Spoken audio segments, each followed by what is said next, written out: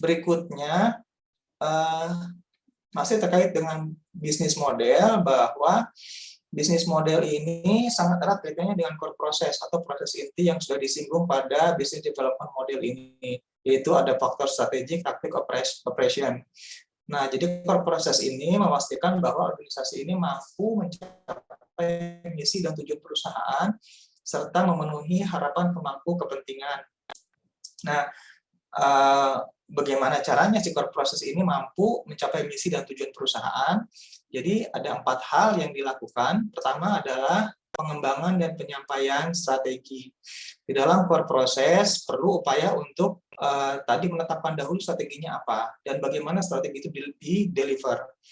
Kemudian berikutnya adalah manajemen taktik. Jadi manajemen taktik itu adalah bagaimana taktik menerjemahkan hasil delivery dari strategi. Biasanya di dalam pekerjaan atau bukan pekerjaan ya, tujuan strategis itu dituangkan ke dalam proyek-proyek dalam 1 tahun misalkan seperti itu, dan peningkatan-peningkatan yang dilakukan pada tahun tersebut berdasarkan pengalaman pada tahun sebelumnya. Jadi di dalam taktik ini hal-hal yang dilakukan itu kebanyakan dituangkan dalam bentuk proyek.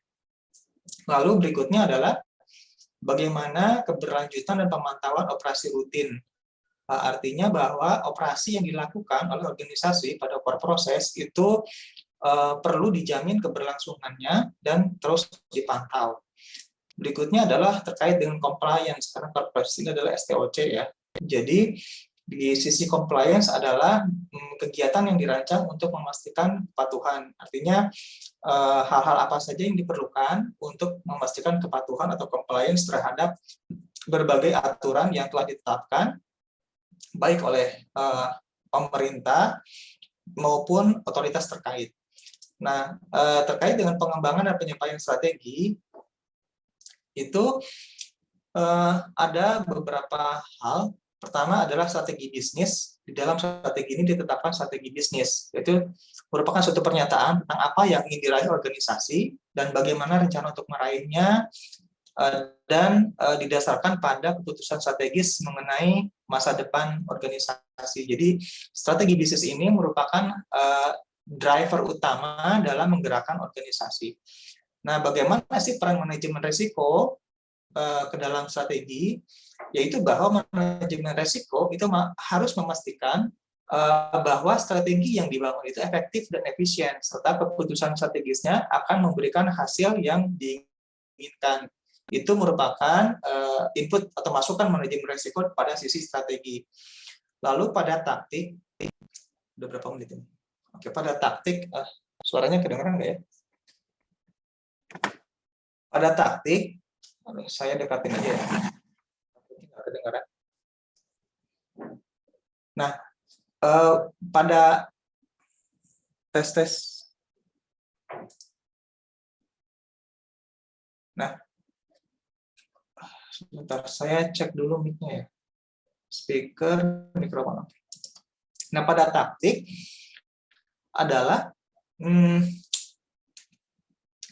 taktik itu merupakan sarana yang digunakan oleh organisasi untuk menyampaikan strategi bisnis. Tadi sudah saya sampaikan juga bahwa taktik itu merupakan hasil implementasi atau dekomposisi dari strategi bisnis supaya menjadi lebih implementable, supaya lebih dapat diterapkan, sehingga di sini taktik ini dipandang sebagai sarana yang digunakan. Jadi tadi di sini sudah disampaikan bahwa kebanyakan taktik itu dituangkan menjadi sebuah atau beberapa proyek dalam 1 tahun.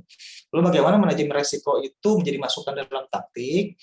Yaitu bahwa manajemen risiko dapat memberikan penilaian risiko, peningkatan respon risiko, dan kegiatan review dan pemantauan bagi semua rencana atau semua rencana kegiatan yang ditetapkan di dalam taktik.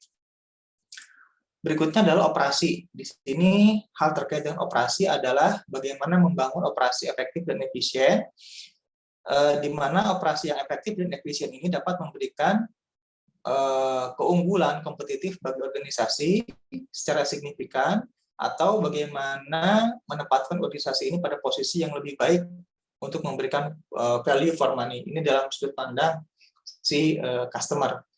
Lalu bagaimana peran manajemen risiko di dalam operasi, yaitu manajemen risiko harus mampu mencapai efisiensi operasi yang terlindung dari gangguan yang tak terduga. Artinya si manajemen risiko itu dapat memberikan semacam jaminan bahwa operasi yang dilakukan itu harus terbebas dari disruption atau gangguan.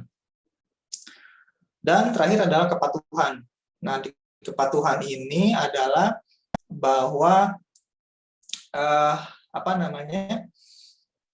ada compliance yang efektif dan efisien, di mana persyaratan wajib yang ditetapkan oleh otoritas setempat harus dipenuhi oleh organisasi dengan memastikan bahwa kepatuhan yang efektif dan efisien telah tersedia di dalam organisasi.